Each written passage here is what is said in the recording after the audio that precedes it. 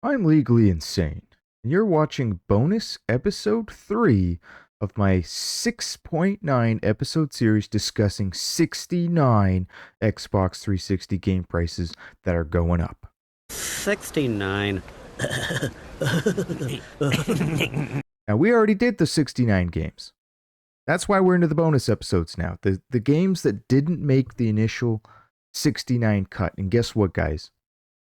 I had a lot of trolls in the comments telling me that all prices were going to crash. As soon as the Xbox 360 store closed, even though these people that have no idea what they're talking about had no idea that most of these games were never even on the store. The store had nothing to do with the prices going up. The store itself, all the store closing did was raise awareness to the fact that the Xbox 360 was a cheap console, that every console before the prices go up and have gone up and continue to go up, because that's what happens when retro games hit a certain age. The prices go up, especially driven by the people that grew up on the consoles hitting a certain age where they have disposable income, hitting an age where they have now exited college, usually around 25 years old. And when they get that disposable income, they go back fishing for the console that they grew up on. Okay, that's how it's always worked. It's a generational thing. At a certain age where that console hits a certain lifespan, prices start going up. Happened to GameCube, N64, just work your way backwards. And so the point being that the prices continue to go up. Some of them have come down from their peak, because nothing goes straight up, nothing goes straight down.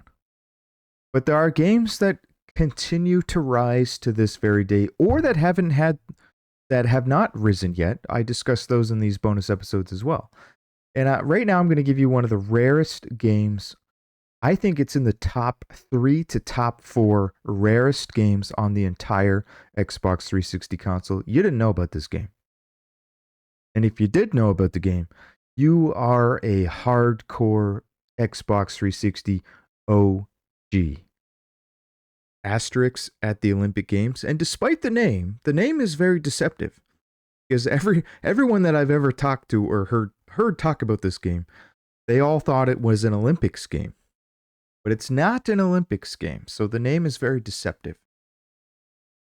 And this is a very popular series originally based on a comic book of the same name, Asterix, and Obelix, I think his name is.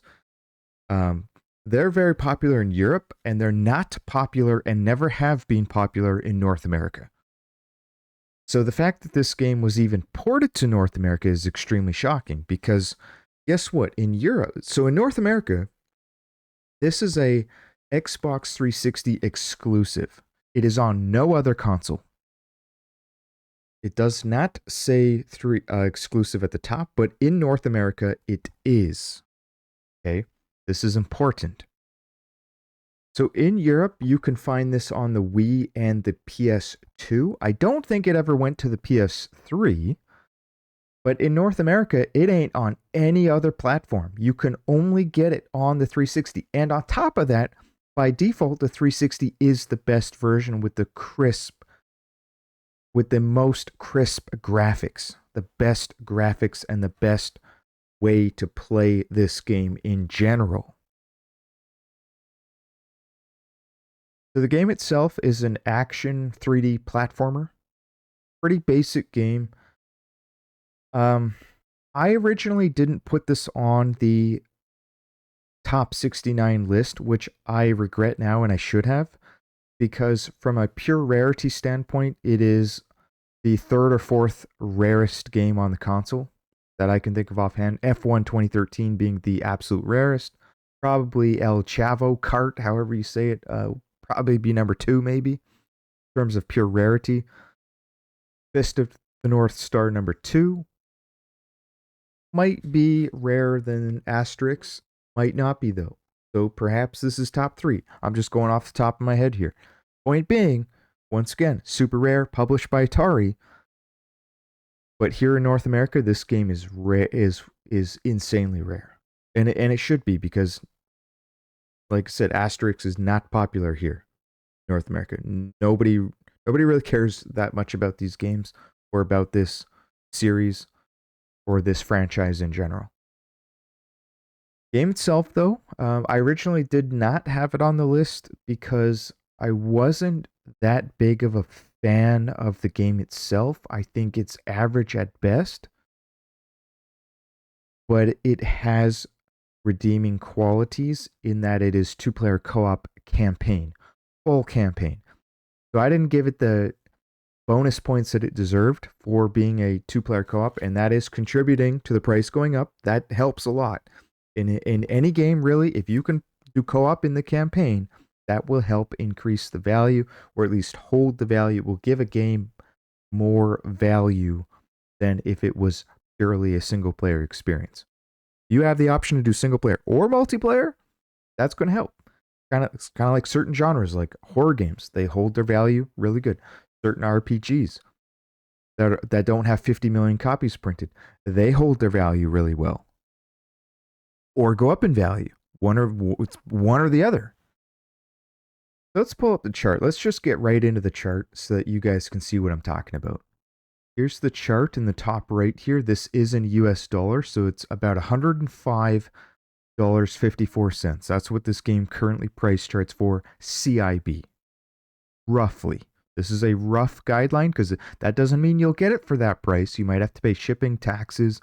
Sometimes the price charting prices are skewed because the algorithm takes in non-CIB games, throws them in the CIB category. Down here in Canadian dollar equivalent, that is about 143 Canadian dollars, basically 150 bucks. In fact, here's a sale right here, 158.57 back in August. The first thing you're going to notice, besides the fact that the chart has rip-roared higher, is that it doesn't sell very often. Proving, yet again, that this game is rare as hell and ain't nobody know about it. Now, that said, you got to remember, though, it's also not a 10 out of 10 game. In my opinion, it is average, and that's it. But that being said, it's still a hidden gem. A hidden gem doesn't need to be a 10 out of 10 game. A hidden gem just needs to be a good game, a moderately good game, average, at least average, that nobody knows about or that nobody knew about. That's what made it a hidden gem. This is a hidden gem. If it was complete garbage,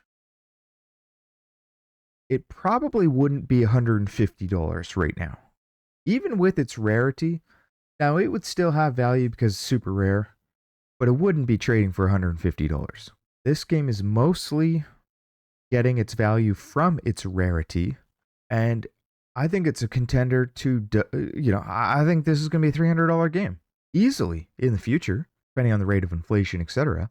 It's looking for a bottom right now. It appears to be holding around that 100, let's just say 100 US dollars.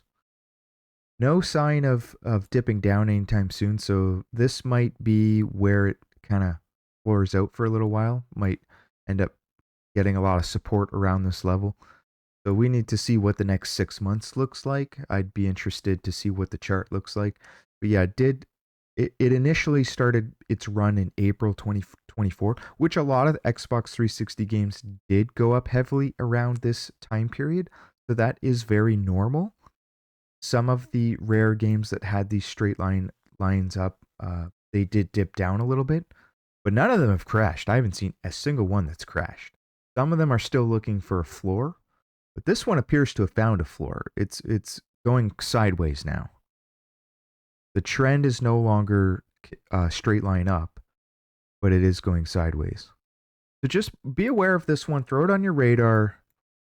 Hell, maybe you get lucky. You see a pawn shop slipping on the price. Maybe it's been sitting on the shelf for 6 months and the guy's got a $50 price tag on it from 6 months ago. That happens sometimes. Okay, a lot of my viewers ended up getting steal of a deals by catching stores slipping on the price, because some of these stores don't keep up with the prices when the prices boom up from what we can see here, $40. 2 months later, it's at $100. You can find stores and pawn shops with it for 40.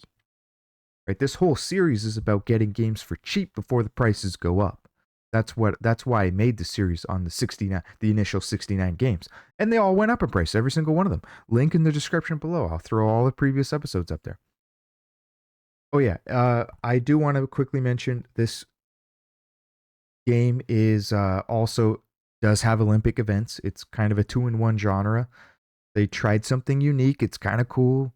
There are mini games / Olympics events that you will do. There's a lot of events. Some of them are kind of funny. Some of them are kind of fun, but none of them are particularly good or great. None of them are particularly great, and none of them you would, maybe back in the day they would have been good for a party game, but there's just so many better options out there because you can also play the Olympic games. You unlock them as you play through single player, and when you do the events, you would then unlock them in multiplayer mode because you can go back and play just the Olympic events.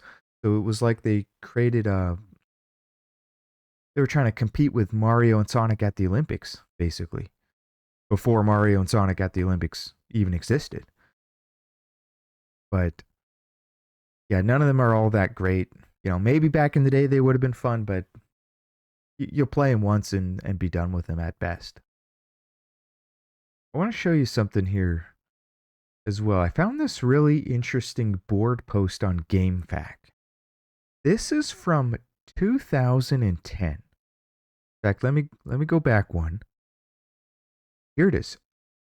February 16th, 2010. Somebody wrote a post that I singled out because I found it very interesting. And he says, the title is, I can't believe this game is actually available in the US. Kind of touching on what I was talking about before, that this is not a popular series. Very popular in Europe for whatever reason. PAL version, very popular. But over here, we don't typically get these games. And if we do, they're typically low print runs. So this guy, way back in 2010, he knew this was a rare game. Even back then. He says, considering how Americans don't care about this amazing series, the US version is very rare. Amazon has had a couple of new copies, and there are some more on eBay. Just a couple. It doesn't sound like there's very many available. The game is so rare that the company Atari does not even have the American version listed on the website. This guy knew how rare it was way back in 2010, and I think that means something. And that shows you that even when the game was brand frickin' new on store shelves, there still wasn't very much available, and it was hard to get your hands on a copy. I don't think you could have found this at GameStop even back in the day. It was probably exclusively sold on friggin' Amazon and eBay. Right? Like, this is rare as hell, guys. Keep it on your radar. This is definitely a candidate for a future $500 game without question.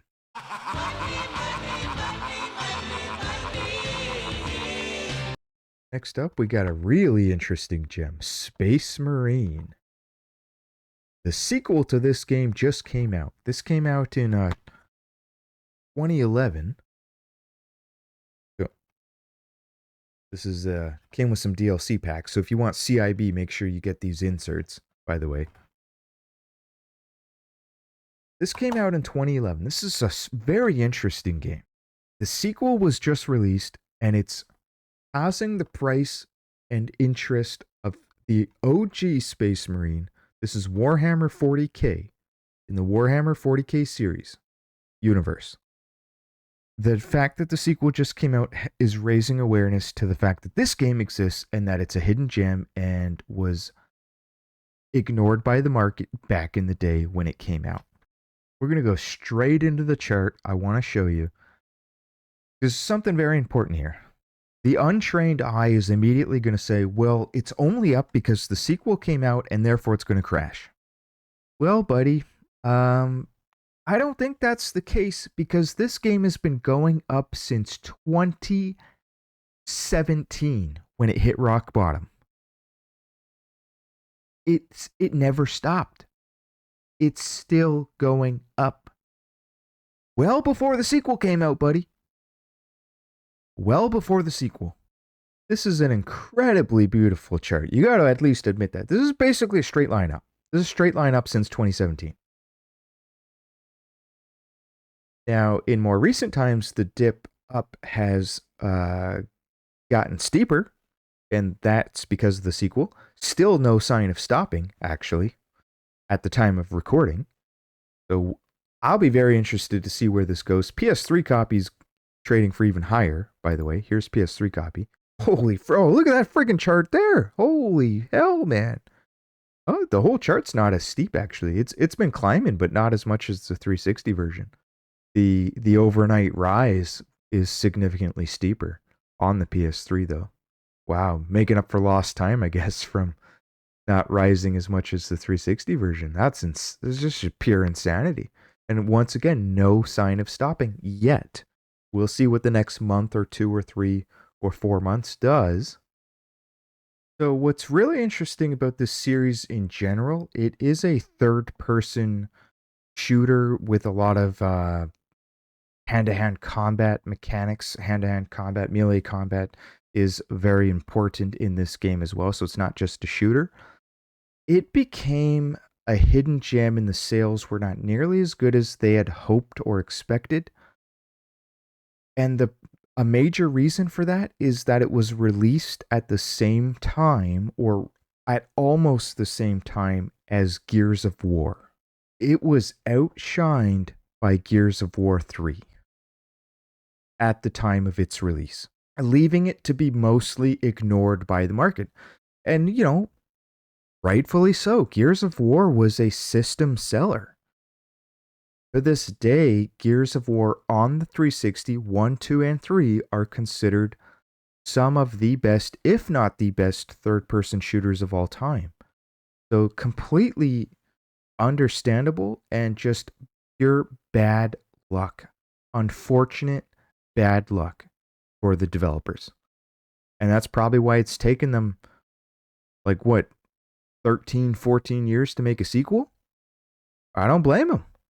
I don't blame them at all. But it's unfortunate. But now that the sequel is out, it's raising awareness to the OG, and people are coming back and realizing, people that didn't get the opportunity to play the game back in the day, or that missed the boat on it, just weren't aware of it. Like I said, because it was outshined by other games in the same genre or of similar genres. The game itself got mixed reviews, some kind of low, some kind of high, but pretty good overall. 7 out of 10 from GameSpot, 8 out of 10 from Game Informer, and 7.5 out of 10 from IGN. I want to show you something to compare it to, because if you're thinking that because it's gone up, especially in recent times because of the sequel, well, I'll point you to the Armored Core series, because this same thing already happened to the Armored Core games. And none of them crashed back down to where they were prior to the sequel. When Armored Core 6 was announced and when it came out, everyone started flooding back into the old Armored Core games. And some of them are still very rare and expensive to this very day. Armored Core 4 Answer. Okay, we've had a dip down from the peak, but look at this. The initial rise, I mean, it was rising before the sequel, but yeah, it's an exact replica of the chart of Space Marine. This huge dip up, this overnight rise. But it kept going. It never stopped. This might happen to Space Marine. We might not have hit the top yet. We might be right here on the chart. Not even right here on the chart. We might be running all the way to 100 Canadian dollars like we are over here. 99 USD up here. 105 was the peak. Dipping down, it's looking like a floor. Looking for a floor. This looks like a support line, maybe around that $80 level. Bounced off that once before, so maybe it's looking to trend down 180. But the point being, I mean, Armored Core had the same. Look at that huge. Look at the friggin' overnight run here. $20 game, Armored Core 5. Used to be $20. Rip roar to over double overnight. look at Verdict Day though. This one, holy man. Overnight rise and just kept going. Looking for a floor right now, looking for a bottom. Might be around that 75 US dollar level. So I see a lot of similarities with Space Marine with Armored Core. These two games share a lot of similarities in that the sequels raised awareness and brought eyes back on the OG. So I don't think Space Marine's going to crash anytime soon, guys. I bought my copy for $3 at the pawn shop many years ago. And you know what? I'll say something else. I never see this at the pawn shops. I've never seen it at the retro game stores, except for that one time when I bought it. I saw it one freaking time. So I don't think it's super common. I don't think it's really that common. I don't see it show up in the auction groups very often, if ever. I was just lucky that I already had it in my collection. Like, it never made my initial 69 cut because I didn't realize it was as rare or as popular as it is. Next up, we got Chronicles of Riddick, Assault on Dark Athena, yet another game that I paid $3 at the pawn shop. $3 back when nobody wanted Xbox 360 games. And everyone was saying, oh, they're all worthless. All the trolls in the comments, the people who have no idea what they're doing, the people who know nothing about collecting retro games, and they're writing comments on YouTube as if they actually know what they're talking about, which most of them have an IQ under 69, way under 69. This is a very interesting game. So this is actually two games in one. It has on it the original Chronicles of Riddick OG Xbox game that they remade. So I guess they remastered it. And it's actually really interesting. They technically didn't need to do that. I don't know why the developers, I think they're just being nice, just being good developers. Their reasoning why they thought that was very important is because at the time there was no backwards compatibility, and I don't think there is to this day, of the original Chronicles of Riddick, so you couldn't play your OG Xbox version on the 360, and they wanted players to play that original because Assault on Dark Athena is essentially a continuation of that game. It's the expansion, really. It would, like, if this were a PC game, they probably would have sold it as an expansion pack rather than a standalone game itself. So it's essentially, that's kind of what it is. It's almost like Fear Files. Fear Files is an expansion pack to the Fear games. So Chronicles of Riddick, I mean, even the OG Xbox game is a really good game. It's a really good game. It's a stealth action game. And I think the market agrees because it's kind of slowly been trending up. It plateaued for a while. For many years, it was dormant, and it's getting its second phase move as we speak. It hasn't really bottomed out yet. It's continuing to move higher. And that's the thing. I've mentioned this 100 times before, but these games typically move in phases or in waves. Sometimes they go straight up, sure, but most of the time, most games move in phases. We had a wave 1 move from roughly 2019 to the peak of 2022, flatlined for a while, and now it appears to be in wave 2. This is not a particularly rare game, not a particularly common game that everyone knows about either, though. It's a hidden gem. I don't think it ever really got the respect that it deserves. And with every month and every year that passes, more and more people are finding out about this game.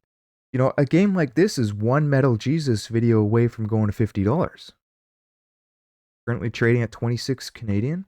What's the chart over here got it at? Oh, sorry, 26 US dollars. US dollars. Let's switch over to Canadian. So in Canadian dollars is about 35.96.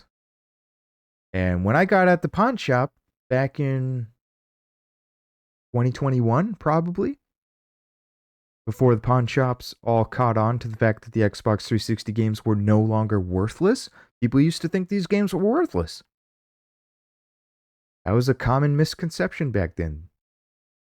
Collectors like me were picking them up for pennies on the dollar.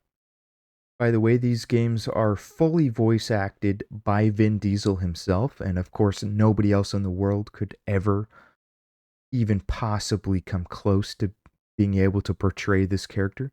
This character was built for Vin Diesel. Got great reviews, 9.5 from Game Informer, 7.4 from IGN. That's pretty low for what it is. I mean, it's not a bad score, but it's a little bit low. The best part about the game is that it really does do a really great job of making you feel as if you're actually Riddick. Riddick doesn't typically go in guns blazing, right? Riddick is a stealth killer. Riddick excels at slaughtering his opponents in the dark. But at the same time, Riddick can still pick up a gun and blow your brains out too, right? By the way, I just got to mention as a side note, Chronicles of Riddick the movie, I hear so many people bash it. I don't know why. In my opinion, it was the best Riddick movie. They were attempting to create a space opera, and for whatever reason, maybe the movie didn't sell very well. I didn't make very much money in the box office. I don't know. But that space opera that they were attempting to create, they were transforming the series, or attempted to transform the series into a space opera. I think that could have been the greatest space opera of all time. I just about blew my balls off 3 times when I was in the theater. I pulled my gun out. I had a concealed carry. I pulled my gun out. I pointed the gun at my balls 3 times in the theater. And I almost blew them off. I had to fight every urge in my body to not do it because there was too many people in the theater. And I might have gone to prison. I already been to prison. I went to prison for 6 years. I ain't going back. So I had to keep reminding myself, don't go back to prison. I don't want to go back to prison. No. I've been to prison. I celled up with a guy named Chocolate Thunder.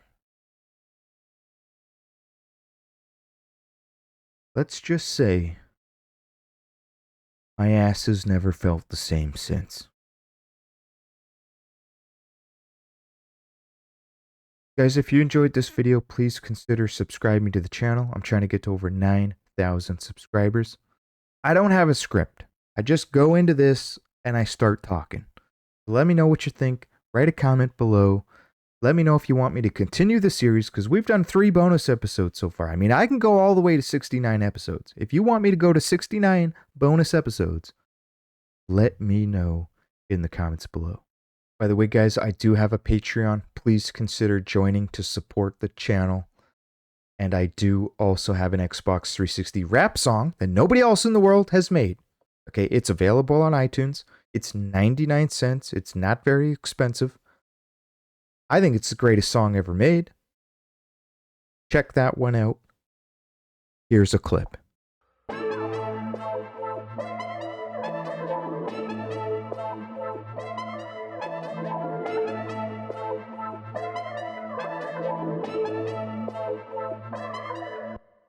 Rolling through the city with a pocket full of cash. Xbox 360, prices climbing fast. Got my eye on F-113, gonna cop it real quick. But I got to hustle hard, the prices are real. Yo, mom's the plug, she got the hook up, no lie. At the 7-Eleven dumpster, I buy and buy. Splatterhouse, Blue Dragon, got them in my stash. Buying red games from your mom, what I want, she has.